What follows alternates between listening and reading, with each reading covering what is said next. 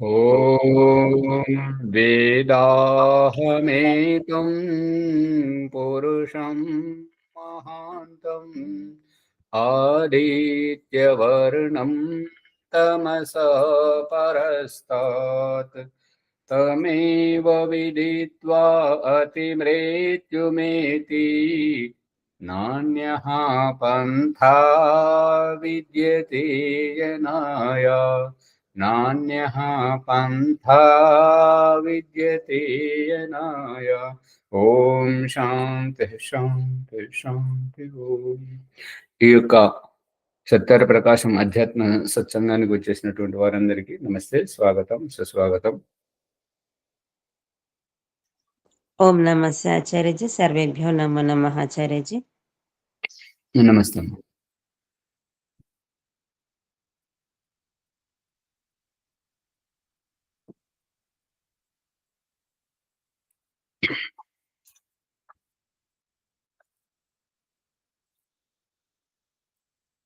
సత్యార ప్రకాశము 64వ పుటలో స్త్రీలు చదువుకోవచ్చిన వేద విద్యను చదువుకోకూడదా అనేటువంటి విషయంలో చర్చ జరుగుతుంది. 3వ పారాగ్రాఫ్ చూడండి. బలిరే పురుషుడు విద్వాంసుడు, స్త్రీ అవిదుషి. స్త్రీ విదుషి, పురుషుడు అవిద్వాంసుడు అయిన ఇంటిలో ప్రతిదినము దేవాసుర సంగ్రామము జరుగును కదా. అంటే స్త్రీ మరియు పురుషులు ఇద్దరు విద్వాంసులైనా ఉండాలి, ఇద్దరు అవిద్వాంసులైనా ఉండాలి. పురుషుడు విద్వాంసుడు, స్త్రీ అవిదుషి అంటే అవిద్వాంసురాలు. స్త్రీ విద్వాంసురాలు, పురుషుడు అవిద్వాంసుడు అయిన ఇంటిలో ప్రతిదినము దేవాసుర సంగ్రామం జరుగుతుంది కదా. ఇక సుఖం ఎక్కడిది? పురుషులు చదవని పక్షమున కన్యా పాఠశాలలో అధ్యాపిక ఎట్లు కాగలరు? అందుకని స్త్రీ చదవడం చాలా అవసరం. స్త్రీ చదివితేనే పురుషుడి సంతానానికి, వంశానికి ప్రథమ గురువు. కాబట్టి సంతానం విద్యావంతులు కావాలంటే, ఆ ఇల్లు బాగుపడాలి అని అంటే ఇక స్త్రీ అనేటువంటి ఈ స్త్రీ విద్యావంతురాలు కావడం తప్పనిసరి. స్త్రీ విద్యావంతురాలు కానటువంటి పక్షంలో ఆ ఇంటి యొక్క ఉన్నతి అంతంత మాత్రముగానే ఉంటుంటది. చాలా ఏంటంటే అసహజానికి గురి అవుతుంటుంటది. నువ్వెంత నేనెంత, నేనిట్లా నువ్వట్లా అనేటువంటిదే జీవితాంతం కొనసాగుతుంటుంటది. అది సరైనటువంటి భావజాలం కాదు. వ్యక్తిత్వ వికాసానికి కుఠారఘాతం అవుతుంటది. కాబట్టి ఇద్దరు చదవాలనేటువంటిదే ఇక్కడ దయానంద సరస్వతి యొక్క అభిప్రాయం. స్త్రీలు చదవని పక్షంలో పాఠశాలలో అధ్యాపిక ఎట్లు కాగలరు? స్త్రీలే ఎందుకు ఎలా చదివించగలుగుతారు? మరి స్త్రీలకు పురుషులు చదివించకూడదు కదా. స్త్రీల పాఠశాలలో పురుషులు అధ్యాపకులుగా ఉండకూడదు కదా అనేటువంటిది అభిప్రాయం.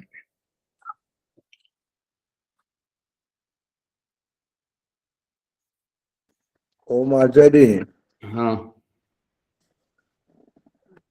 స్త్రీల పాఠశాలలో అధ్యాపకులు ఉండకూడదు కదా అంటే మరి అధ్యాపికలు స్త్రీల పాఠశాలలో స్త్రీలే చదివించాలి అనేటువంటి అభిప్రాయం. అదే అభిప్రాయం అర్థమైంది. కానీ ఇప్పుడు స్త్రీ పురుష భేదమే లేదు, అంతా ఒకటే అని చెప్పి దానినే సమాధానపరుస్తున్నారు. దానినే సమాధానపరచడం ఏంటంటే, ఈ స్త్రీలు కూడా విద్యావంతులైనట్లయితే ఈ యొక్క స్త్రీలు చదివించడం, పురుషులు చదివించడం, మరియు కుటుంబం అంతా సుఖవంతంగా ఉండడం, అన్ని రకాలుగా గొప్పగా ఉండడం జరుగుతుంది అని అభిప్రాయం. ఇంకా చూడండి. అట్లే రాజ్యాధికారములు, న్యాయాధీశత్వము వంటి గృహాశ్రమ కార్యములు స్త్రీ పురుషులు పరస్పరము ప్రసన్నులను చేయుట, గృహ కార్యములన్నీ స్త్రీల అధీనములో ఉండుట మున్నగు కార్యములు విద్య లేకున్నా బాగుగా ఎన్నడూ జరగనేరవు. ఇక్కడ ఏంటంటే రాజ్యాధికారములు, రాజ్యమును పరిపాలించడము, రాజుకు సలహాలు ఇవ్వడము, రాజ్యము ఏ రకంగా సుభిక్షంగా ఉండగలగడం, ఆ విషయంలో మరి పురుషులతో పాటు స్త్రీలు కూడా విచారించాలి. కాబట్టి ఇద్దరు విచారించినప్పుడు ఒకరికి పట్టుబడని రహస్యం ఇంకొకరికి స్ఫురిస్తూ ఉంటుంటది. కాబట్టి ఈ రకంగా ఇద్దరు ఒకరికొకరు సలహాలు ఇచ్చుకోవడం. న్యాయాధీశత్వము అంటే న్యాయ నిర్ణయం చేసుకునేటువంటి ఆ యొక్క అభిప్రాయంలో గృహాశ్రమ కార్యములు స్త్రీ పురుషులు పరస్పరం ప్రసన్నులను చేయుట. పరస్పరం ప్రసన్నులను ఎప్పుడు చేస్తుంటారంటే, ఒక విద్వాంసుడు ఒక అవిద్వాంసురాలిని ప్రసన్నం ఎలా చేయగలుగుతాడు? ఒక విద్వాంసురాలు అవిద్వాంసుడైనటువంటి వ్యక్తిని ఎలా ప్రసన్నం చేయగలడు? వాళ్ళ భార్యాభర్తల బంధములో వారిద్దరు సుఖంగా ఎలా ఉండగలరు? అందుకని ఈ యొక్క పరస్పరం ప్రసన్నులు కావాలి అని అంటే ఇద్దరు విద్యావంతులు కావాలి అనేటువంటిది అభిప్రాయం. గృహ కార్యములన్నీ స్త్రీల అధీనమున ఉండుట మున్నగు కార్యములు విద్య లేకున్న బాగుగా ఎన్నడూ జరగనేరవు. పిల్లలకు సంస్కారాలు నేర్పించాలన్నా, మంచి ఉత్తమ విద్యావంతమైనటువంటి పనులు చేయాలన్నా, ఇల్లును చక్కదిద్దాలన్నా, ఇంటికి వచ్చినటువంటి అతిథులను సగౌరవంగా ఆహ్వానించి వారికి మర్యాదలు చేయాలన్నా అన్ని విద్య ఉన్నప్పుడే చేయగలుగుతారు. విద్య లేకున్నా చేయజాలడం సాధ్యం కాదు. చూడు, ఆర్యావర్తపు రాజస్త్రీలు ధనుర్వేదము, యుద్ధ విద్యను బాగుగా నేర్చి ఉండేటివారు. ఈ యొక్క ఆర్యావర్తపు రాజవంశీయులైనటువంటి స్త్రీలు ధనుర్వేదమును, యుద్ధ విద్యను బాగుగా నేర్చి మదాలస తన కుమారులను ఏ రకంగా విద్యావంతులను మరియు రారాజును తయారు చేసిందో, ఏ రకంగా నరకాసురుడితో యుద్ధం చేస్తూ శ్రీకృష్ణుడు మూర్చపోతే సత్యభామ లేసి ఏ రకంగానైతే విల్లు నెక్కుబెట్టి అతన్ని సంహరించిందో, ఈ యొక్క రహస్యాలు ఏ విధంగానైతే గర్భంలో ఉన్నటువంటి అభిమన్యుడికి అర్జునుడు చెప్తున్నటువంటి చక్రవ్యూహాన్ని సుభద్ర విని అర్జునుడికి బోధపరిచినట్లుగా ఇవన్నీ విద్య ఉంటేనే సాధ్యమవుతుంది, విద్య లేకపోతే ఇవన్నీ సాధ్యం కావు అనేటువంటిది అభిప్రాయం. అటులా నేర్చి ఉండకున్న కైకేయమున్నగు స్త్రీలు దశరథుని వంటి పురుషులతో పాటు యుద్ధరంగమునకెట్లు వెళ్ళగలిగేవారు. ఈ యొక్క కైకేయి దశరథునితో పాటు యుద్ధక్షేత్రంలో కూడా వెళ్ళగలిగేదంట. ఆ రకంగా మరి యుద్ధ నైపుణ్యం లేనప్పుడు ఎలా వెళ్ళగలిగేది? ఝాన్సీ రాణి, రుద్రమాదేవి వీళ్ళంతా ఏ రకంగా ఈ యొక్క యుద్ధం చేయగలిగారు? తిరుగుబాటుదారులతోటి దండెత్తి వచ్చినటువంటి మన వారితోటి మన దేశాన్ని ఏ రకంగా వాళ్ళు రక్షించారు? ఇదంతా చదువుకున్నప్పుడే సాధ్యమవుతుంది అనేది అభిప్రాయం. కావున బ్రాహ్మణి సర్వ విద్యలను, క్షత్రియ స్త్రీ అన్ని విద్యలతో పాటు యుద్ధ విద్యను, రాజవిద్యను, వైశ్య స్త్రీ వ్యవహార విద్యను, వ్యాపార విద్యను, శూద్ర స్త్రీ పాకము వంటి సేవా విద్యయు తప్పక చదవవలెను. పురుషుడు కనీసము వ్యాకరణము, ధర్మము, తన వ్యవహారమునకు సంబంధించిన విద్యను చదవవలసి ఉన్నట్లు స్త్రీ కూడా వ్యాకరణము, ధర్మము, వైద్యక విద్య, గణిత, శిల్ప విద్యలు కనీసము తప్పక చదవవలెను. పురుషుడు ఈ యొక్క తప్పక ఈ యొక్క విద్య ఏదైతే వ్యాకరణం అనేటువంటిది మూలము, తద్వారా ధర్మము, తన వ్యవహారం అంటే కులవృత్తికి సంబంధించినటువంటి వారు ఏ కులవృత్తిలో ఉన్నట్టయితే ఆ కులవృత్తి గురించి కూడా తెలుసుకోవలసినటువంటిది. స్త్రీ కూడా వ్యాకరణము మరియు ధర్మము, వైద్యక విద్య తెలియనందువల్ల ఈ అనేక రోగాలతోటి కుటుంబము అల్పాయుష్యులో చనిపోవడం, రోగగ్రస్తం కావడం ఇవన్నీ జరుగుతుంది కాబట్టి స్త్రీ తప్పనిసరిగా వైద్యక శాస్త్ర విద్యను చదవాలి. గణిత విద్య, శిల్ప విద్యలు కనీసం తప్పకుండా చదవవలెను. ఈ మాత్రమైనా చదవకున్న సత్యాసత్య నిర్ణయము పతికి అనుకూలంగా, అంటే పతి అంటే భర్తకు అనుకూలంగా వర్తించుట, యోగ్య సంతానమును కనుట, వారిని పాలించి పోషించుట, సుశిక్షితులను చేసి వర్ధిల్లజేయుట, గృహకార్యములను ధన ఇచ్చ వచ్చినట్లు ధన అంటే తన ఇచ్చ అంటే తన ఇష్టము వచ్చినట్లు చేయుట.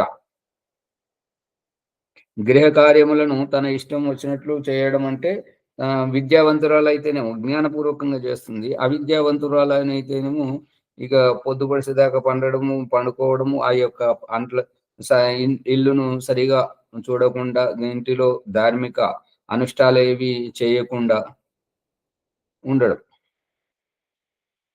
భర్తకు అనుకూలంగా సత్యాసత్య నిర్ణయము మరియు భర్తకు అనుకూలంగా వర్తించుట, యోగ్య సంతానమును కనుట.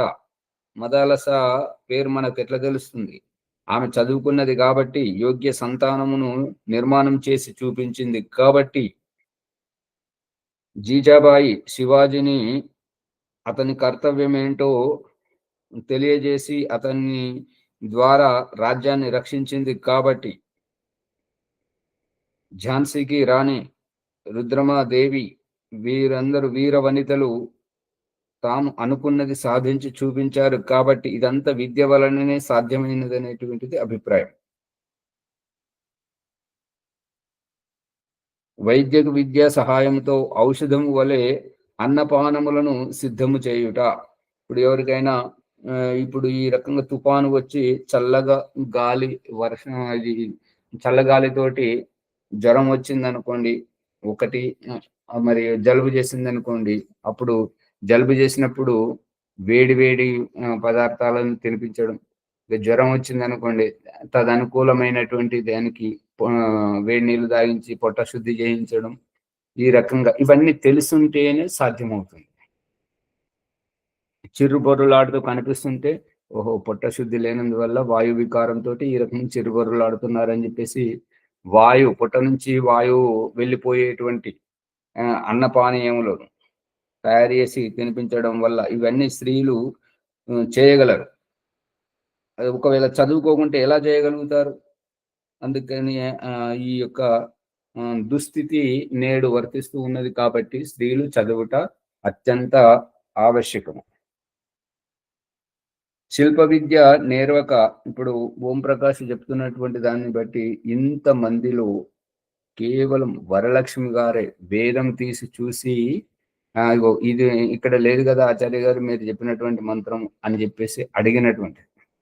ఆ రకంగా అడగాలి. ఎవరైనా ఏదైనా చెప్తే వెంటనే చూడాలి. దానివల్ల మనలో ఉండేటువంటి ఈ ఆధ్యాత్మికత, మనలో ఉండేటువంటి నిష్ఠ, మనలో ఉండేటువంటి శ్రద్ధ అనేది బలపడుతుంటాయి. ఇంకా వినుకుంటూ ఊరుకుంటుంటే దానికి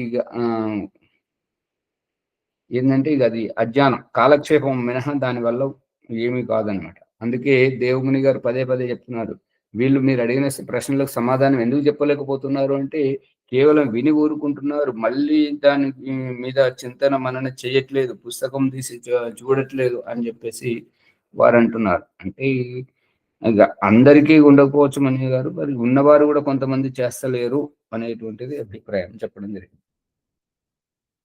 అందుకే ఇప్పుడు వరలక్ష్మమ్మ గారికి వారు చూసి ఎందుకు లేదో, ఎక్కడ ఉన్నదో ఆ మంత్రాన్ని చూపించడం జరిగింది. తెలియకపోతే అడగాలి, అడిగితే ఎన్నైనా చెప్పగలం.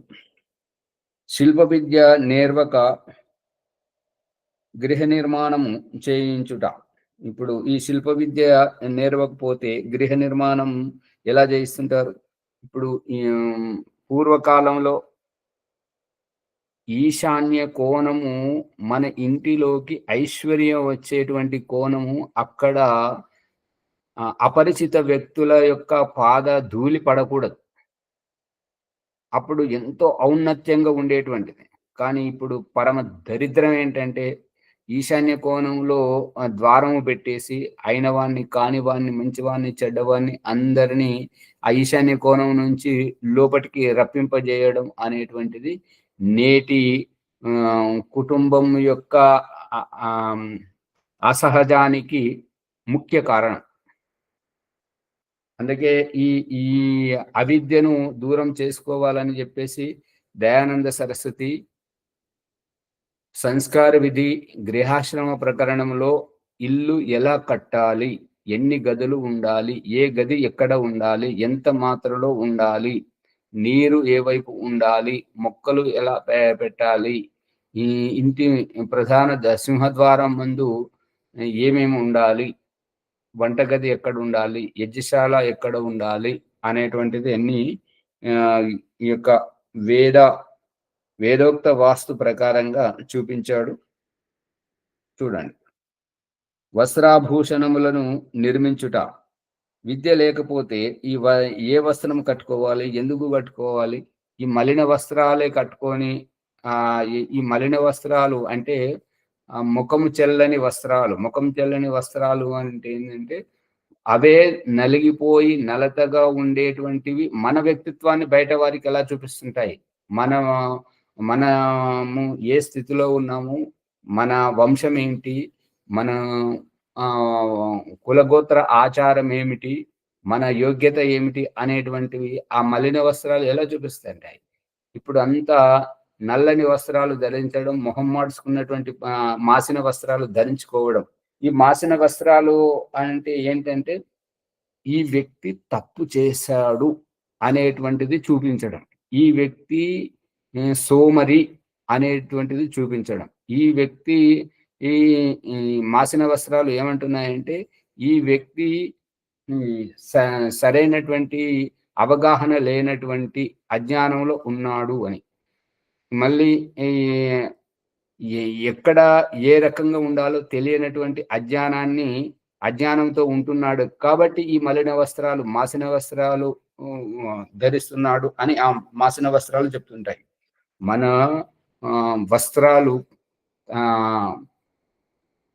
పట్టు వస్త్రాలు మరియు ఇంకా అద్భుతమైనటువంటి బంగారు వస్త్రాలు లేకపోయినా సరే, ఉన్న వస్త్రాలైనా సరే మన వ్యక్తిత్వాన్ని బయట పెట్టాలి.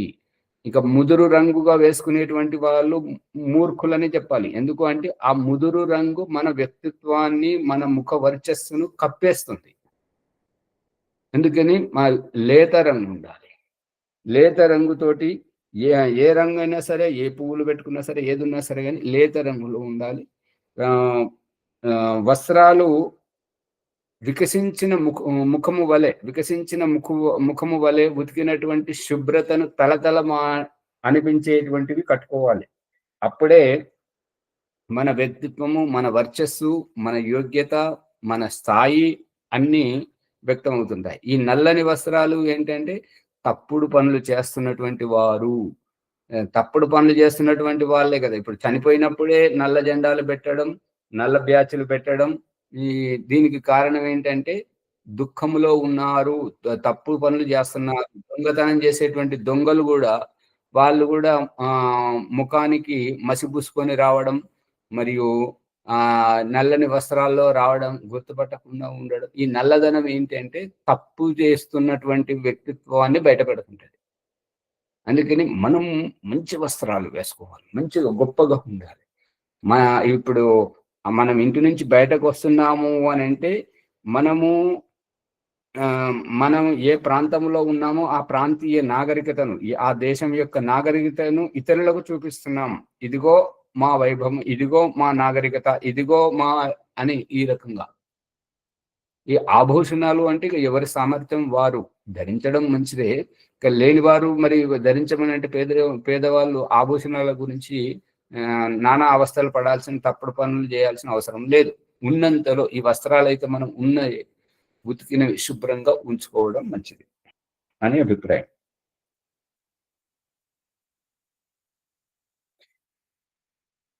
కొనేటప్పుడే వస్త్రాలు కొనేటప్పుడే మన తెలివి బయటపడుతుంటది. మన పిల్లలకు మనం ఎటువంటి వస్త్రాలు కొనిస్తున్నాం. ఇప్పుడు ఏంటంటే అడుక్క తినే సంస్కృతితోటి ఈ ప్యాంట్లు, షర్ట్లు వేసేటువంటి వాళ్ళదంతా అడుక్క తినే సంస్కృతి. ఏంటంటే మా దేశంలో సంస్కృతి లేదు, మాకెవరు చెప్పేవాళ్ళు లేరు. మీ సంస్కృతిని మేము అలవరుచుకుంటున్నాం. మీరు ఎటువంటివి చెప్తే మీరు చింపులు కట్టుకోమంటే మేము చింపులు కట్టుకుంటాము. మీరు ఎటువంటి వస్త్రాలు వేసుకోమంటే అటువంటివి వేసుకుంటామని చెప్పేసి ఈ విదేశీ అనుకరణ ఇదేంటంటే బానిసత్వానికి చిహ్నం. వాళ్ళు బతకాలి, అక్కడి దేశం వాళ్ళు బతకాలే కానీ మన దేశీయ సంస్కృతిలో ఉన్నటువంటి కుల వృత్తుల వాళ్ళు వీళ్ళు బ్రతకకూడదు. ఇది ఇక్కడ జరుగుతున్నటువంటి కుట్ర.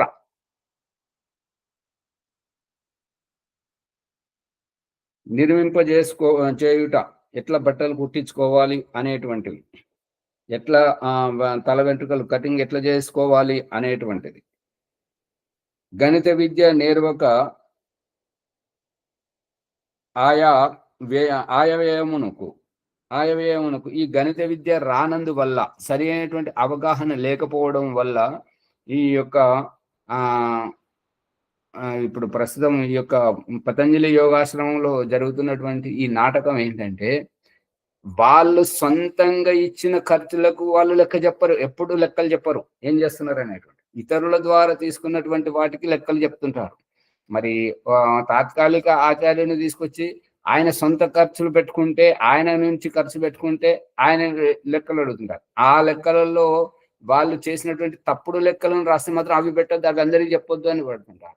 ఇదంతా నాటకం, ఇచ్చుకపోవడానికి అల్లుతున్నటువంటిదే, అల్లడానికి ప్రయత్నం చేస్తున్నదే కానీ వీళ్ళలో ఈ యొక్క విద్యాహీనత ఏంటంటే, విద్య నేర్వడానికి రారు, నేర్చుకోవడానికి రారు, ఆ కార్యక్రమాలకు రారు. వాళ్ళ ఇంట్లో అవైదిక కార్యక్రమాలే చేస్తుంటారు, వైదిక గురువులను రానివ్వరు. ఇది నితాంత అజ్ఞానం. చెప్పాల్సి వస్తున్నది కొన్ని ప్రకరణలు బట్టి. ఇదంతా వాళ్ళు కావాలని వాళ్ళ బండారం బయట పెట్టుకోవడమే తప్ప వాళ్ళ వ్యవహారంతో మంచిది ఏది కాదు. వింటున్నారా బాలాజీ గారు? చెప్పలేదన్నది ఇది రికార్డ్ అవుతున్నది కాబట్టి. ఎందుకంటే రోజు రోజుకు చేస్తున్నటువంటి టార్చర్ తోటి ఇవన్నీ బయటకు వస్తుంటాయి. వాళ్ళది వాళ్ళు కావాలని చేసుకుంటున్నారు.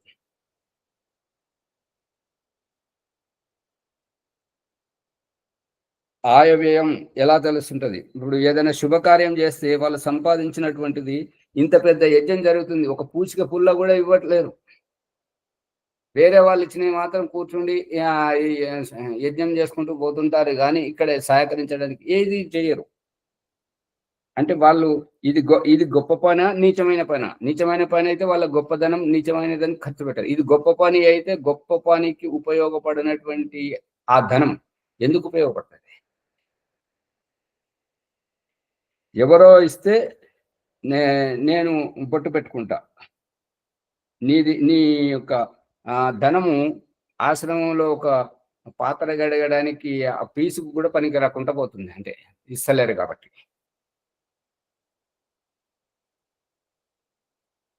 సంబంధించిన ఆయవ్యయములకు సంబంధించిన లెక్కలు తెలుపుట ఈ స్త్రీలు ఎట్లా చేయగలుగుతారు? చదువుకోవాలి, చదువుకుంటేనే చేస్తారు.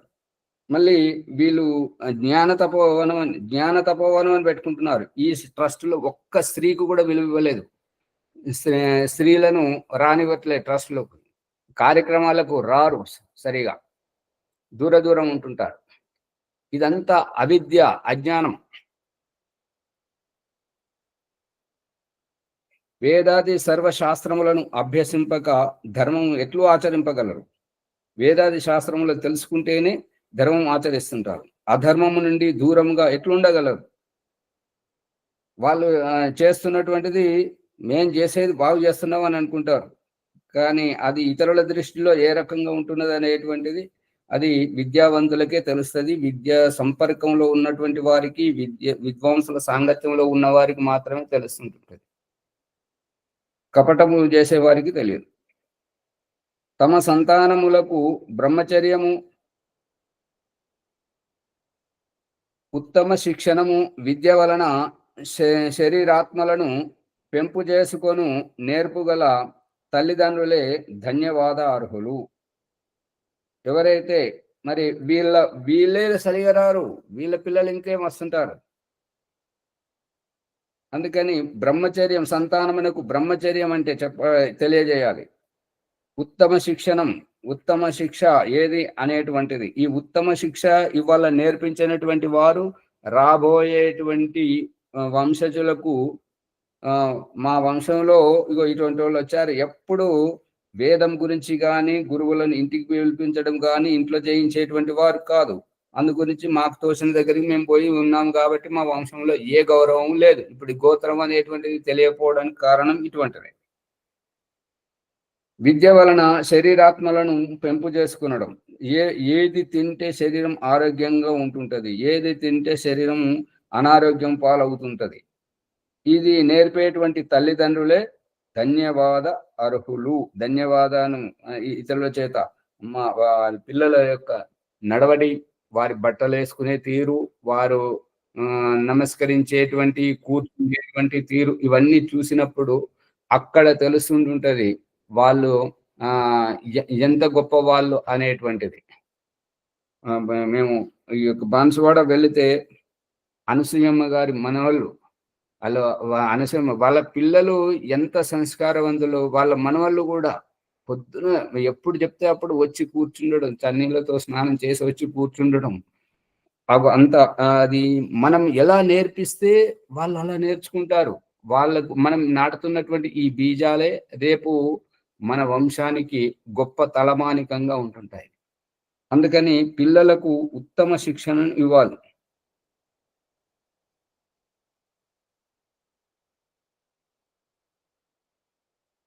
కృతకృత్యులు అవుతారు. కృతకృత్యులు అంటే మనం చేయాల్సిందంతా చేయడం. అందువలన శిక్షితులైన సంతానము అంటే మంచి విద్యావంతులు, మంచి విద్యను నేర్పించినటువంటి, మంచి విద్యను చదివించినటువంటి సంతానం, తల్లిదండ్రులు, పతి అంటే భర్త, అత్తమామలు, రాజు, ప్రజ, ఇరుగు పొరుగువారు, ఇష్టమిత్రులు, సంతానము వంటి వారు అనేటువంటి ఎల్లరతో యోగ్యతకు తగినట్లు ధర్మముగా వర్తింపగలుగుదురు. ఈ రకంగా ఎటువంటి శిక్షణ మనం ఇస్తే వాళ్ళు ఆ రకంగా తయారవుతుంటారు. ఇక లేదు గాలికి వదిలేస్తే ఇక వాళ్ళకు నేర్పించేటువంటి మాటలు, ఆ చెప్పుడు మాటలు. ఇప్పుడు ఈ లవ్ జిహాద్కు కారణమేంటి?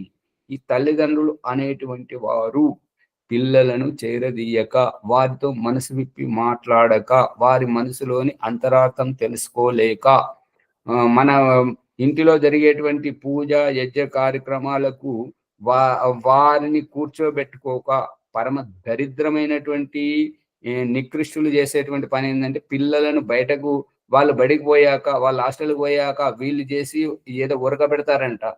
ఇది వారి వంశానికే కుఠారఘాతము. పిల్లలు లేకుండా ఏ శుభకార్యం మీరు చేసింది నెరవేరదు. పిల్లలను కూర్చుండబెట్టుకోవాలి. దయానంద సరస్వతి చేస్తున్నటువంటిది ఏంటంటే గర్భధానం అయ్యే కంటే ముందు నుంచి మొదలుకొని గర్భములో ఉన్నప్పుడు సీమంతోనైన సంస్కారము వంటిది, మళ్ళీ గర్భం నుంచి బయటకు వచ్చాక, గర్భంలో ఉన్నప్పుడు పుంసవన సంస్కారం, సీమంతోనైన సంస్కారం, గర్భం నుంచి బయటకు వచ్చాక ఈ యొక్క మొత్తం 16 సంస్కారాలతోటి ఈ యొక్క ఆత్మను మెరుగుపరచడం, చక్కదిద్దడం, సంస్కారవంతంగా నేర్పించడం, ఇది ఆర్య సమాజంలో జరుగుతుంది.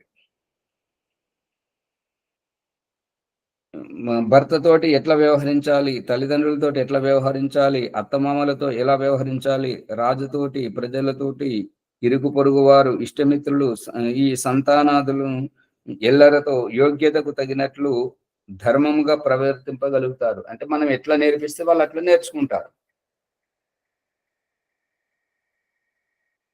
విద్య అక్షయ కోశము. విద్య అనేటువంటిది అక్షయం. అక్షయం అంటే క్షయము కానటువంటి, నాశనము కానటువంటి. విద్య అనేది కోశము అక్షయమైనది. అక్షయమైనది అంటే క్షయము కానటువంటిది విద్య అనేటువంటిది. దీనిని ఎంత వ్యయము చేసినా అంతగా వర్ధిల్లును. ఈ యొక్క విద్యను ఎంత ఖర్చు చేస్తే అంత ఎక్కువగా పెరుగుతుంది. దీనిని ఎంతగా దాచిపెడితే అంతగా మనల్ని కూడా వంచిస్తుంది. అందు గురించి ఈ విద్యను దాపరికం చేయరాదు. దానిని మనకు తెలిసినటువంటిది ఇతరులకు చెప్పాలని చెప్పేసి పరమేశ్వరుడు వేదంలో తచ్చక్షురు దేవహితం పురస్తాచు ప్రముచ్చరత్ పశ్యేమ శరదశతం జీవేమ శరదశతం శృణ్యామ శరదశతం ప్రబ్రవామ మనం ఉపదేశిస్తుండవలను, మనకు తెలిసినటువంటి రహస్యమును. ప్రబ్రవామ శరదశతం, ఒక్కరోజు కాదు, ఒక్కసారి కాదు, శరదశతం 100 శరదృతుల పర్యంతం మనం ఉపదేశిస్తూనే ఉండాలి మనకు తెలిసినటువంటిది. మనం ఎందుకు ఉపదేశిస్తుండాలి అని అంటే, మన చుట్టూ ఉన్నటువంటి వాళ్ళు జ్ఞానవంతులైతే మనం జ్ఞానవంతంగా ఎదగగలుగుతుంటాం. గంగా ప్రసాద్ ఉపాధ్యాయ గారు వారు చెప్తున్నటువంటిది ఏంటంటే, నువ్వు నీకు తెలిసింది చెప్పకపోతే నీ భార్య నీ మాట వినదు, నీ భర్త నీ మాట వినడు. నువ్వు మనసులో పెట్టుకున్నది అది బయట పెట్టుకోలేక, బయట వాళ్ళది స్వీకరించలేక ఇక్కడ నలిగిపోతుంటావు. పని వాళ్ళకి చెప్పకపోతే పాలవాడు పాలల్లో నీళ్లు కలుపుకొస్తుంటాడు. మరి వంట చేసే వాళ్ళు తిట్టుకుంటా చేసుకుంటా వంట చేసినట్టయితే వాళ్ళు తిట్టుకుంటా చేసినటువంటి వంటతోటి నువ్వు తిన్న తర్వాత నువ్వు చేసేటువంటి వ్యవహారం ఎటువంటి భావజాలంతో తయారైతే అదే భావజాలంతో వ్యవహరిస్తుంటావు. కాబట్టి అదే తిట్లతోటి ఉంటుంటావు. మళ్ళీ మన సేవకులకు మనము మంచి విషయాలు చెప్పకపోతే వాడికి ఇష్టం వచ్చినట్టుగా వాడు నమ్మక ద్రోహం చేస్తుంటాడు. ఇవన్నీ ఎట్లుంటాయి అంటే, మనం చెప్పితేనే బాగుపడుతుంటాం, మనం సుఖంగా ఉంటాము అనేది అభిప్రాయం. దీనిని ఎంత వేము చేసినా అంతగా వర్ధిల్లును. ఇతర కోశములన్నీ వేము చేసిన కొలది తరిగిపోవును. ఇప్పుడు బ్యాంక్ బ్యాలెన్స్ దాన్ని మన దగ్గర ఆ ధన సంపదలు సిరి సంపదలు ఏవైతే ఉన్నాయో అవి ఖర్చు చేస్తే ఖర్చు అయిపోతాయి. కానీ విద్య మాత్రం ఎంత ఖర్చు చేస్తే అంత పెరుగుతుంటది. ఎంత ఖర్చు చేయకుండా జాగ్రత్త పడితే, అమ్మో నాకు తెలిసిన నీకు చెప్తే నువ్వు కూడా తెలివైన వాడివి అవుతుంటావు, మరి నాకు పోటీ పడుతుంటావు, అందుకని నీకు చెప్పను అనేటువంటి మూర్ఖత్వంతో ఉన్నటువంటి వాళ్ళు దగ్గర ఉన్నటువంటి ఎంత పెద్ద విద్య ఎంత గొప్ప విద్య ఉన్నా కూడా అది నశిస్తుంటది, కనుమరుగైపోతుంటది. అన్నదమ్ములను పంచుకుందరు. ఈ యొక్క ధన సంపద అనేది అన్నదమ్ములు పంచుకుంటారు. కానీ విద్యా కోశమును చోరులు గాని దాయభాగము పంచుకొని వారు గాని ఎవరును పంచుకొనరు. ఈ యొక్క విద్యా కోశం అనేటువంటిది, విద్యా భండారం, కోశం అంటే భండారం, భండారం అనేటువంటిది చోరులు అంటే దొంగతనము చేసేవారు దోచుకుపోలేరు. దాయభాగం ఈ యొక్క సంతానం అంటే మన కడుపున పుట్టినటువంటి వారు మన సిరి సంపదలు ఆస్తులు పంచుకున్నట్టుగా ఈ విద్యను పంచుకోజాలరు, ఎవరును పంచుకొనరు. ఈ కోశమును రక్షించువారు వృద్ధి చేయువారును రాజు ప్రజలే అగుదురు. ఈ యొక్క విద్యా కోశమును వృద్ధి చేయాలన్నా రక్షించుకోవాలన్నా ఎవరు చేస్తారు అంటే రాజు ప్రజలే చేస్తుంటారు. కన్యానాం సంప్రదానం చ కుమారాణం చ రక్షణం. మనుస్మృతి 7వ అధ్యాయం 152వ శ్లోకం అంశం. కన్యల యొక్క, ఈ షష్ఠీ విభక్తి బహువచనం, కన్యల యొక్క సంప్రదానం చ కుమారాణం, ఇంకా కన్యలకే కాకుండా ఈ యొక్క కుమారుల యొక్క సంప్రదానం రక్షణం, దాన్ని రక్షించాలి. బాలబాలికల ఎల్లరను పూర్వము వర్ణించినట్లు ఉచిత సమయం అంటే సరైనటువంటి సమయమున ఏ వయసులో ఏ సంస్కారం చెయ్యాలో ఆ రకంగా. ఇప్పుడు ఈ యొక్క ఆశ్రమ ట్రస్ట్లో ఉన్నటువంటి వాళ్ళ ఇలా యజ్ఞమే చేయించట్లేదు, ఇంకా సంస్కారాలు పిల్లలకు అతను ఇల్లు కట్టుకునేటప్పుడు భూమి పూజ చేయరు, ఇల్లు కట్టుకుంటూ గృహప్రవేశం చేయరు, మళ్ళీ పిల్లలకు ఆ యొక్క పుట్టు వెంట్రుకలు కానీ, ఈ యొక్క నామకరణం కానీ, పుట్టు వెంట్రుకలు కానీ, ఈ యొక్క కర్ణవేద సంస్కారం చెవులు గుట్టించడం కానీ, ఉపనయన సంస్కారం ఇవేవి చేయరు, అవైదికంగానే చేస్తుంటారు. ఇప్పుడు మనం చెప్పుకోవడానికైతే వైదిక ఆశ్రమం వైదికులు అని మరియు ఏమంటారంటే జ్ఞాన తపోవనం ట్రస్ట్కు సంబంధించిన వారని చెప్పుకుంటారు. ఈ 2 సంవత్సరాలు అవుతుంది, ఇంతవరకు ఒక్కటి చేయించలేదు. మరి అది వాళ్ళ విజ్ఞతగా వదిలేయాలి. చేయాల్సినవి విడిచిపెట్టి చేయకూడనటువంటి వారిని ఈ లెక్కలు చూసేది ఎక్కడ చూస్తారు అంటే అపరిచితుల దగ్గర. నువ్వెవరో నేనెవరో అనేటువంటి దగ్గర, అపనమ్మకము దగ్గర, అక్కడ ఇవన్నీ చూసుకుంటుంటారు అన్నమాట. ఈ విద్య కోసం ఈ విద్యను పెంచుకునేటట్టుగా జ్ఞానం సంపర్కంలోకి పిల్లలను రానివ్వరు. ఇది మాత్రం ఈ జ్ఞాన తపం అన్న ట్రస్ట్ లో ఉన్నటువంటి వాళ్ళు పడుతున్నటువంటి జాగ్రత్త. జ్ఞానం పిల్లలకు అక్కర్లేదు, వాళ్ళకు నేర్పించవద్దు. ఇంటిలోనూ విద్వాంసులను పిలిచి చేయించరు, మరి ఆశ్రమ కార్యక్రమాలకు పిల్లలను తీసుకురారు, రానివ్వరు కూడా. ఇది ఇక్కడ జరుగుతున్నటువంటిది.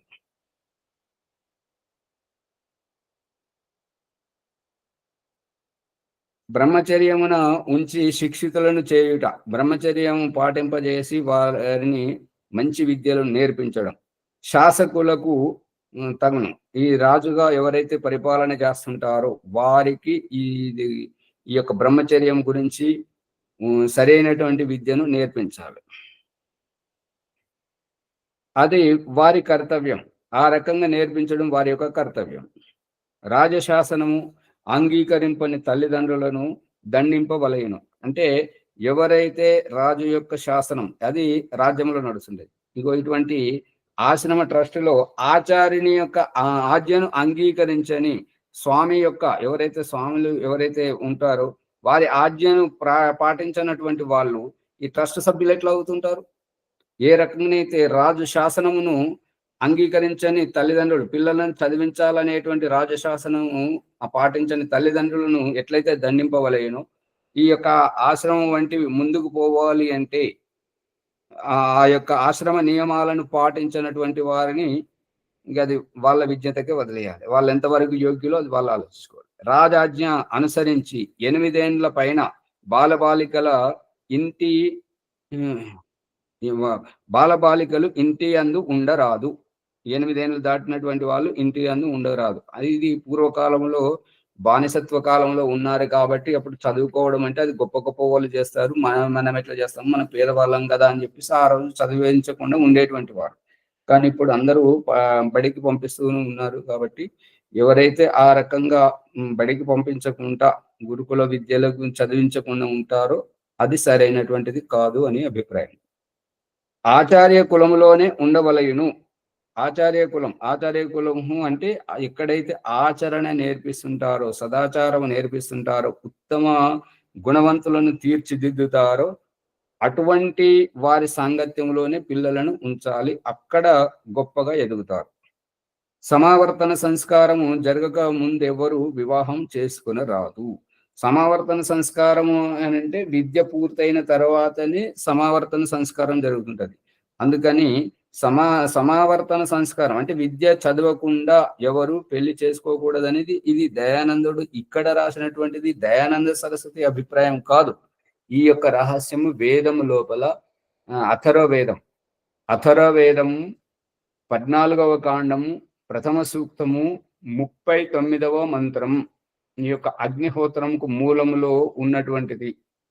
ఆస్యై బ్రాహ్మణా, ఆస్యై అంటే ఆస్యై అంటే వర్ణాశ్రమానికి ముఖద్వారం అంటే సింహద్వారము వంటి ఈ గృహాశ్రమంలో ప్రవేశించాలి అని అంటే బ్రాహ్మణై బ్రహ్మతత్వం నెరగాలి, అంటే విద్యను చదివి స్నాతకులు అవ్వాలి. అటువంటి వారికే ఈ యొక్క వివాహం చేసుకోవడానికి గృహాశ్రమంలోకి రావడానికి అర్హత ఉన్నదని చెప్పేసి వేద మంత్రం ద్వారా పరమేశ్వరుని సందేశం. ఆ పరమేశ్వరుని సందేశమే దయానంద సరస్వతి తన సొంత వాక్యంలో ఇక్కడ సత్యార ప్రకాశంలో మనకు చెప్తున్నాడు. విద్యాదానము సర్వశ్రేష్టము. ఇక అన్నింటికంటే గొప్ప దానం ఏదైనా ఉన్నది అంటే విద్యాదానం. వస్త్రదానం చేస్తే కొన్నాళ్లకు అవసరాలు చినిగిపోతాయి, మళ్ళీ మనం పేదరికంగానే ఉంటాం. ఆ అన్నదానం చేస్తే ఒక పూటకు కడుపు నిండుతుంది, మళ్ళీ రెండవ పూటకు అది అరిగిపోతుంది, కాబట్టి మళ్ళీ ఆకలితో ఉంటాం. కానీ ఇప్పుడు ఈ యొక్క రాజ్యాన్ని పరిపాలించేటువంటి రాజకీయ నాయకులు ఏవైతే పథకాల పేరుతోటి ప్రజలను ఆశ చూపించి ఏదైతే చేస్తున్నారో ఇది నమ్మక ద్రోహం. ఒక రకంగా ప్రజలకు చేయించాల్సింది ఏంటంటే అవే పథకాలతోటి ఏవైతే ప్రజలకు వర్తించాలని పథకాలు తీసుకొస్తున్నారో ఆ పథకాల మాధ్యమంగా వారికి జీవనోపాధి చూపించాలి. వాళ్ళ కాళ్ళ మీద వాళ్ళు నిలబడేటట్టుగా పథకాలు తీసుకొచ్చి ప్రజలకు జీవనాధారం చూపిస్తే వాళ్ళు ఎప్పుడు ఇతరుల మీద ఆధారపడి ఉండరు. ఇతరుల ముఖం చూసుకుంటూ ఈ ఉచితాల గురించి, ఈ రిజర్వేషన్ల గురించి ఎదురు చూడరు అనేటువంటిది అభిప్రాయం. సర్వేషామేవ దానానాం బ్రహ్మదానం విశిష్యతే.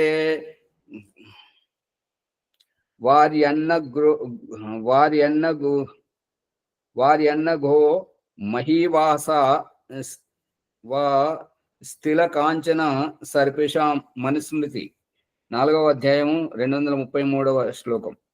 లోకమున దానము చేయబడు జలము, అన్నము, గోవులు, భూమి, వస్త్రములు, నువ్వులు, సువర్ణము, ఘృతము మున్నగు వానిలో వేద విద్యా దానము అతి శ్రేష్టము. కావున తమ మనోధనములతో విద్యను వృద్ధి చేయుటలో చేయగలిగిన ప్రయత్నం అంతయు చేయవలయును. ఈ యొక్క వస్తుదానం, జలం, నీళ్లు తీసుకుపోవడానికి వస్తుంటారు కొంతమంది, నీళ్లు లేకపోతే అన్నం, భోజనం గురించి వస్తారు, గోదానం, భూమి దానం, వస్త్రదానం, నువ్వులు, సువర్ణము, ఘృతము మున్నగు వానిలో వేద విద్యా దానం అతి శ్రేష్టము. ఈ అన్నిటిలో వేద విద్య దానం అత్యంత శ్రేష్టం. కావున ఈ వేద విద్య దానం చేయుట కొరకై తమ మనోధనములతో తను అంటే ఏంటంటే సమయం వెచ్చించడం, సమయం ఇవ్వడం. ఈ యొక్క ఆశ్రమ ట్రస్ట్ లో పంచాయతీ పెట్టడానికి గొడవకు మాత్రం ఎగేసుకుంటూ ఉరికొస్తారు. కానీ ఆశ్రమానికి ఏదైనా ఎవరైనా అనారోగ్యంగా హాస్పిటల్ ఉన్నా రారు. ఆవుకు అది పుండై దానికి పురుగులు పడుతున్నా చూడడానికి రారు, సమయానికి లేరు. ఇటువంటివి సమయం ఇవ్వరు. ఎంత పెద్ద కార్యక్రమం చేసినా సమయం ఇవ్వరు. ఇక్కడైతే కనబడకుండా అది ఇక వారి విద్యతకు వదిలేయాలి. లెక్కలు అనుకుంటే ఎగేసుకుంటూ వస్తున్నారు. ఇది ఎక్కడికి దారి తీస్తారో, అది వాళ్ళు ఏం చేస్తున్నారో అది వాళ్ళ బుద్ధికే తెలియాలి. అందుకని ఈ యొక్క వేద విద్యను ప్రచారం చేయడానికి తను అంటే శరీరం సమయం ఇవ్వాలి. మనసు, ఆలోచన విధానం ఇంకా గొప్పగా ఎలా చేయాలి. ఇంకా వీళ్ళు చెప్తున్నటువంటిది ఏంటంటే, ఆడపిల్ల స్నానం చేస్తలేదు అని అంటే ఆమె చేయమనడానికి ఆమె స్నానం చేసి యజ్ఞం దగ్గరికి రమ్మని అనడానికి కూడా అధికారం లేదంట. అటువంటి ఆచార్యాన్ని నియమించారు. ఇవన్నీ మళ్ళీ యజ్ఞ పాత్రలు కూడా కడగదు 3-4 రోజులతో. ఆమె స్వయంగా చెప్పారు, ఆచార్య గారు ఇవాళ కడుక్కొని వచ్చాను, ఇవాళ ఆచరణ చేయండి అంటే ఆ పాత్రలు కడగడానికి ఎందుకు కడుగుతలేవు అని అడగడానికి కూడా అధికారం లేదంటే ఈ ట్రస్ట్ వాళ్ళు ఆచార్యని అంటున్నారు. ఇక గేటుకు తాళం ఎవరిని అడిగి ఇచ్చావు, కారుకు తాళం ఎవరిని అడిగి ఇచ్చావు, నీకేం అధికారం ఉన్నదని మాట్లాడతాడు. ఇదంతా అవిద్య కారణంగా జరుగుతుంది. ఆ అవిద్యకు విరామం ఎప్పుడు వస్తుంది అని అంటే, సరి అయినటువంటి దండన లేకపోవడం, వారిని సరి అయినటువంటి అవగాహన కల్పించి వాళ్ళను గుణపాఠం నేర్పే వాళ్ళు రావాలి. శటేశాట్యం సమాచారం, వాళ్ళు ఏ భాషలో ఇవన్నీ చేస్తున్నారో అదే భాష వారికి అర్థమవుతుంటది. కాబట్టి అట్లా చేస్తే దారికి వస్తారు. అప్పుడే ఈ సంస్థ నిలబడుతుంది. ఈ లెక్కలు చూస్తే సంస్థ నిలబడదు. లెక్కలు అవిశ్వాసం మధ్యలో ఉంటాయి. వాళ్ళ సొంత డబ్బుతోటి లెక్కలు చేయరు. మరి వాళ్ళ సొంత డబ్బు ఎంత తెచ్చారో, ఏ వస్తువుకు ఎంత ఖర్చు పెట్టారో అది లెక్కలు కాదు. ఇంకొకరు ఇచ్చిన దానికి లెక్కలు చూపిస్తుంటారు. మరి ఆ తాత్కాలిక ఆచార్యం నియమిస్తే ఆయన సొంత ఖర్చులు ఆయన నుండి పెడితే నువ్వు లెక్కలు చెప్పాలి. నీకు దక్షిణ ఎంత ఇచ్చారు, ఈ లెక్కలు అడుగుతుంటారు. ఇదంతా అవిద్య కారణంగా జరుగుతుంది. అందుకే దయానంద సరస్వతి మనుస్మృతి ప్రమాణపూర్వకంగా ఇక్కడ చెప్తున్నటువంటిది ఏంటంటే, తను మనోధనములతో విద్యను వృద్ధి చేయుటలో చేయగలిగిన ప్రయత్నం అంతయు చేయవలేను. ఎంత చేస్తే అంత మంచిది. ఇప్పుడు ఈ ఆశ్రమం ఆచార్య గారు వీళ్ళు ఎవరు సహకరించారు, ట్రస్ట్ వాళ్ళు, మీరు వెళ్ళిపోండి అని ఒకడు అంటాడు. ఇంకొకడు దాయినే అమ్మ మీరు అనవసరంగా ఉంటున్నారమ్మా, ఇక్కడ వీళ్ళు ఎవరు సహకరించారు, వెళ్ళిపోండి అని మొహం మీద చెప్పేస్తుంటారు. ఇది రికార్డు కావాలి. ఇప్పుడు ఏంటంటే ఈ లెక్కలతో ఉరగబెడతానే వీళ్ళు ఏదో చేస్తున్నారు కదా. ఈ వెళ్ళిపోమనేటువంటి వాళ్ళు ఆశ్రమాన్ని వెళ్ళిపోతే ఏమవుతుంది అంటే, ఫలానా వారు వృద్ధాశ్రమం కట్టుకుంటారట అని ఒకరు, ఇంకొకరు దీన్ని అమ్ముకుంటారట అని ఇంకొకరు. ఈ రకంగా ఆశ్రమాన్ని నిర్వీర్యం చేస్తే ఇక్కడ దీని వెనుక బలపడేదెవరు? బలపడుతున్నారు అంటే ఇతర మతస్థులు బలపడుతున్నారు. అంటే స్థానీయ ద్రోహమే కదా ఇదంతా. అది వాళ్ళ విద్యకే వదిలేయాలి, విజ్ఞతకే. చెప్తే కోపం, యథార్థం మాట్లాడితే. చేసేటివన్నీ మాత్రం ఇటువంటివి చేస్తుంటారు. ఇది ఇచ్చుకపోవడానికే జరుగుతుంది కాబట్టి బాహాటంగా చెప్పడం జరుగుతుంది.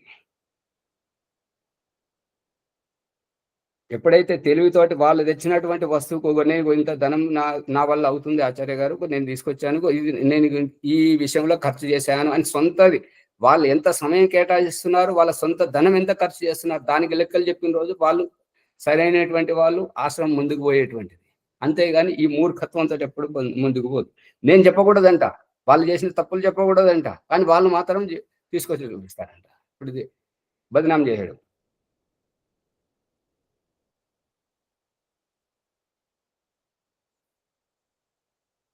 అత్త సొమ్ము అల్లుడు దానం చేసినటువంటి దానికైతే వస్తారు, కానీ తన సొంత కష్టార్జితంగా నిజాయితీగా సంపాదించినటువంటిది నేను ఇది తీసుకొచ్చాను, ఇంత ఖర్చు చేశాను, ఇంత సమయం ఇస్తున్నాను అని చెప్పిన రోజు అది నిజమైన లెక్కలు అవుతుంటుంది.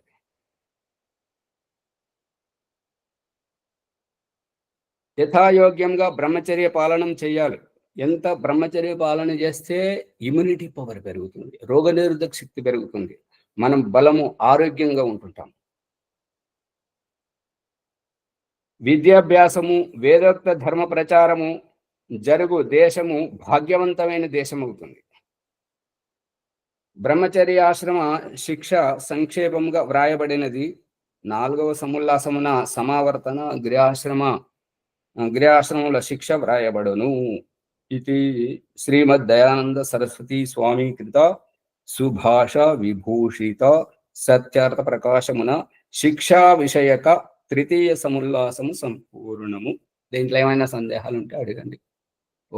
సమయం అయితే చాలా అవుతుంది. ముందు వస్తలేరు, తర్వాత వస్తున్నారు.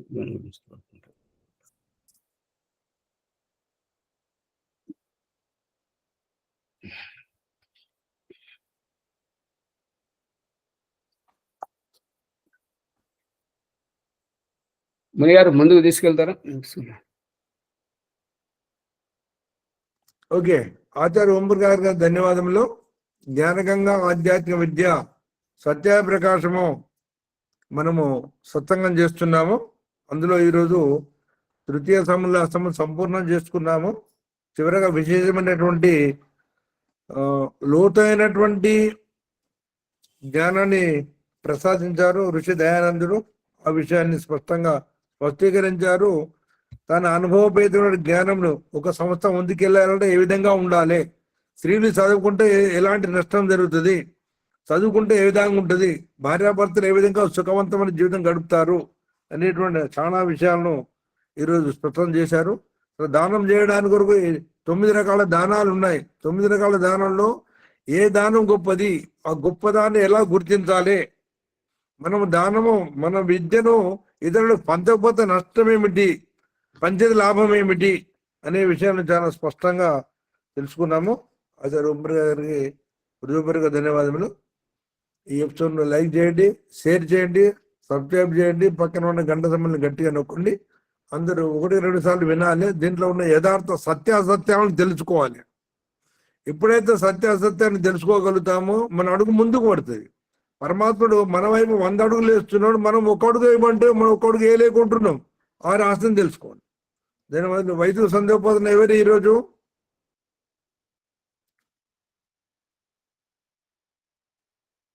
ఈరోజు గురువారం కదా ప్రభాకర్ గారు.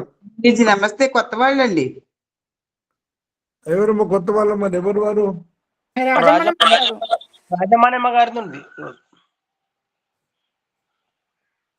రాజమానమ్మ గారు లేరు కదా, మరి వారి స్థలంలో కొత్త బ్యాచ్ ఎవరైనా ఒకరు చేయించండి. మరి నేను చేస్తున్నా అండి. చేయించండి అమ్మా. ఎవరైనా అవకాశాన్ని వినియోగించుకోవాలి. ఓకే, ధన్యవాదాలు. విజయదుర్గమ్మ గారు వైద్య సందోపాన్ని చేపిస్తారు. ఓం.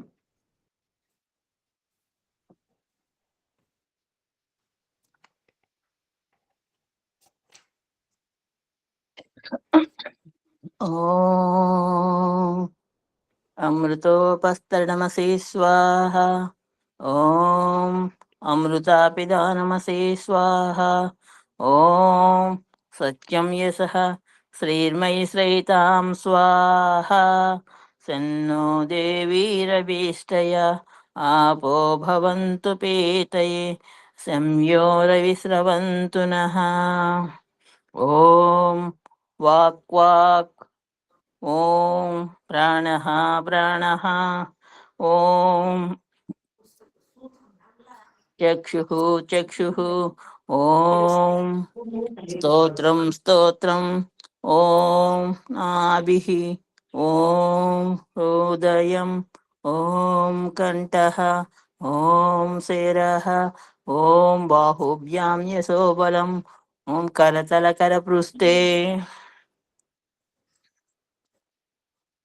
ॐ भूः पुनातु शिरसि ॐ भुवः पुनातु नेत्रयोः ॐ स्वः पुनातु कण्ठे ॐ महः पुनातु हृदयम् ॐ जनः पुनातु नाभ्याम् ॐ तपः पुनातु पादयोः ॐ सत्यं पुनातु पुनश्चरसि ॐ कं ब्रह्म पुनातु सर्वत्र प्राणायाममन्त्रम् ॐ भूः ॐ भुवः ॐ स्वः ॐ महः ॐ जनः ॐ तपः ॐ सत्यम् अगमश्रमन्त्रमुలు ॐ ऋतं च सत्यं च अविद्यात्तपसोऽध्यजायत ततो रात्रजायत ततः समुद्रो आर्णवः ॐ समुद्रादर्णवादधी संवत्सरो अजायतः अहोरात्राणि विदद्विश्वस्य मिषतोऽसि ॐ सूर्यः चन्द्रमसौ धाता यदा पूर्वमकल्पयत्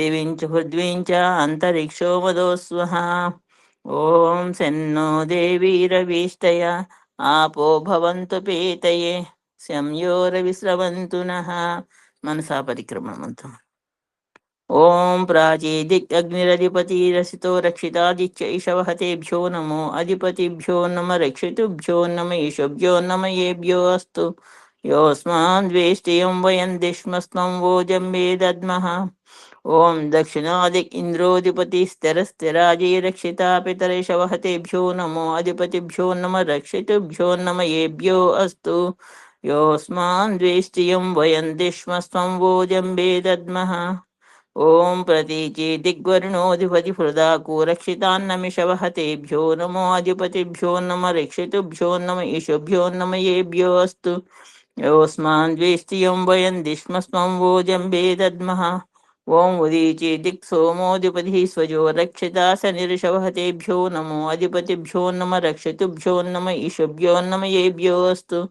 योऽस्मान् द्वेष्टियं वयं दिष्मस्त्वं वोजम्बे दद्मः ॐ ध्रुवादिक् विष्णुरधिपतिः कल्माषाग्रीवो रक्षिता वीरुद इषवः तेभ्यो नमो अधिपतिभ्यो नम रक्षितुभ्यो नम येषुभ्यो नम येभ्यो अस्तु योऽस्मान् द्वेष्टियं वयं दिष्मस्त्वं वोजम्बे दद्मः ॐ वोद्वादिक् बृहस्पतिः स्वित्रो रक्षिता वर्षमिषवः तेभ्यो नमो अधिपतिभ्यो नम रक्षितुभ्यो नम ईशुभ्यो नम येभ्यो अस्तु योऽस्मान् द्वेष्टियं वयं दिष्मस्त्वं वोजम्बे दद्मः अवस्थान प्रकरणम् ॐ जातवेदसे सुनवाम सोममराठीयतो निदहाति वेदः सनः पर्षदति दुर्गाणि विश्वानावेव सिन्धुं दुरितत्याग्निः चित्रं देवानामुदगादनीकं चक्षुर्मित्रस्य वरुणस्याग्नेः आप्राज्या वा पृथिवी अन्तरिक्षं सूर्या आत्मा जगतस्तशुषच्चः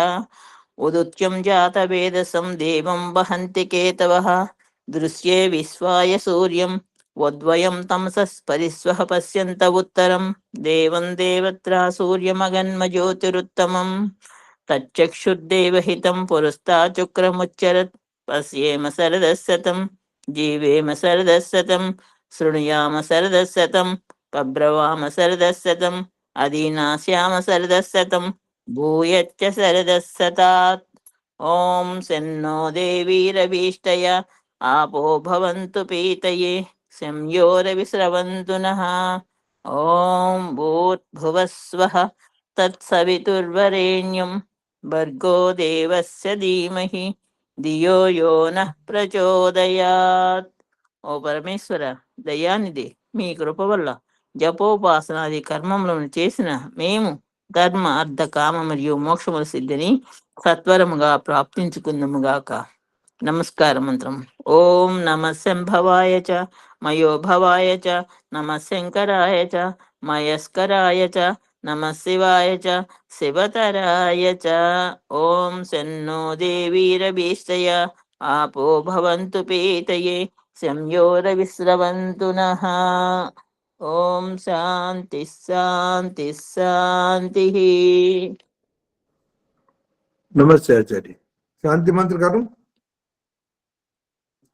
ఓం దేవశాంతిరంతరిక్షం శాంతి, పృథివీ శాంతి, ఆపా శాంతి, ఓషధే శాంతి, వనస్పతి శాంతి, విశ్వే దేవా శాంతి, బ్రహ్మ శాంతి, సర్వం శాంతి.